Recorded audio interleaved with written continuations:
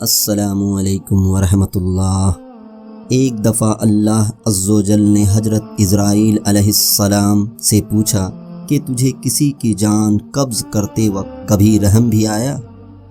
حضرت اسرائیل علیہ السلام نے عرض کیا کہ الہی، میرا ہر ایک کی روح قبض کرتے وقت دل دکھتا ہے، مگر تیرے حکم کی سرتابی کی مجال کہاں؟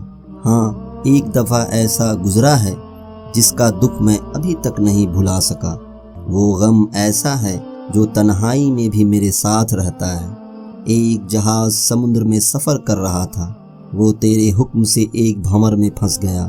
اس طرح تھوڑی دیر بعد وہ جہاز تباہ و برباد ہو گیا۔ جہاز میں سوار کئی مرد و زن غرق ہو گئے۔ جو مسافر بچے ان میں ایک ماں تھی اور دوسرا اس کا نوزائیدہ بچہ، جو تباہ شدہ جہاز کے ایک تختے پر سمندروں کی لہروں میں تیرے رحم و کرم پر بہے جا رہے تھے۔ تیز ہوا نے انہیں آنن فانن سینکڑوں میل دور سمندر کے کنارے پر پہنچا دیا۔ میں ماں اور بیٹے کے بچ جانے سے بہت خوش ہوا۔ اسی لمحے تیرا حکم ہوا، ماں کی روح قبض کر لو۔ میں نے مولا کریم تیرے حکم کی تعمیل کی۔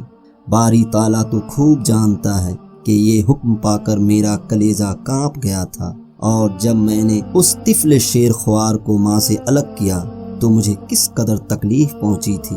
اب یاد آئی تو آنکھیں آنسوں سے بھیگ گئی ہیں۔ پھر حکم الہی ہوا کہ کیا تجھے پتا ہے کہ بعد میں وہ بچہ کہاں اور کس طرح پرورش پاتا رہا؟ اسرائیل علیہ السلام نے عرض کیا، اللہ تعالیٰ عالم الغیب ہے، ظاہر اور باطن اسی پر عیاں ہیں۔ اللہ عز و جل نے فرمایا، ہم نے موج سمندر کو حکم دیا، اس لاوارث بچے کو اٹھا کر ساحل پر ڈال دے۔ ساحل کے قریب ایک سرسبز و شاداب جزیرہ تھا۔ ہم نے پھولوں کو حکم دیا کہ بچے کے نیچے سیج بچھا دے۔ سورج سے کہا اپنی تیز شعاؤں سے بچے کو محفوظ رکھنا۔ بادل کو کہا بچے سے ذرا فاصلے پر برسے۔ درختوں کی شاخیں خود بخود جھک کر پھل اور ان کا رس اس کے منہ میں ڈال دیتی تھیں۔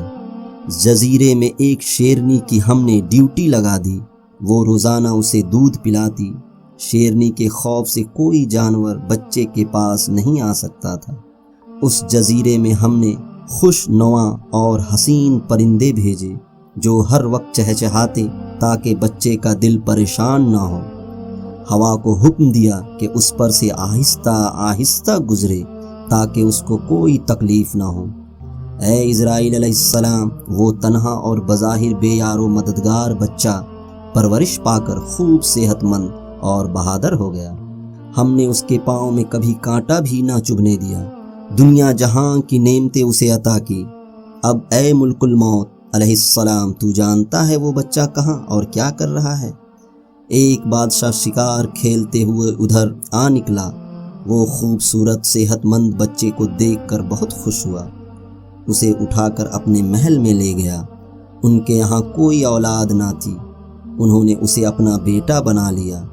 بادشاہ کے مرنے کے بعد وہ اکیلا تاج و تخت کا مالک بن گیا۔ غرور اور تکبر سے ہمارے بندوں پر ظلم کرنے لگا۔ ایسا سرکس نکلا کہ خود خدا بن بیٹھا۔ اپنے بت بنوا کر انہیں سجدے کرانے لگا۔ خاک کا فانی پتلا ہمارا شریک بن بیٹھا۔ آخر ہم نے اس کی بہتری کے لیے اپنے خلیل ابراہیم علیہ السلام کو اس کے پاس بھیجا۔ اس ظالم نے ہمارے پیارے کو بھی آگ میں پھینک دیا۔ اسرائیل علیہ السلام نے عرض کیا، اے مخلوقات کے خالق، تیرے بھید تو ہی جانے۔ میں اس سرکس بچے کی حالت سے بے خبر ہونے کی وجہ سے دل میں خیال اور ملال لاتا رہا۔ اے اسرائیل علیہ السلام، اس بچے نے میرا کیا شکریہ ادا کیا؟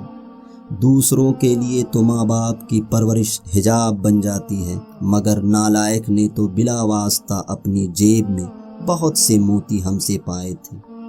وہ بچہ نمرود بن کر ایک بڑے ملک کا بادشاہ ہے، اور اسی نے میرے خلیل حضرت ابراہیم علیہ السلام کو آگ کے الاؤں میں جھونکا ہے، اور اب خدائی کا دعویٰ کر کے لوگوں کو میری راہ سے ہٹاتا ہے اور حکم نہ ماننے والوں کو سخت سزا دیتا ہے۔ درس حیات اے خدا کے بندے تو اپنی اصلاح کر لے، زنجیر کتے کی گردن سے مت بحال کر، یعنی نفس کو قید و بند میں رکھ۔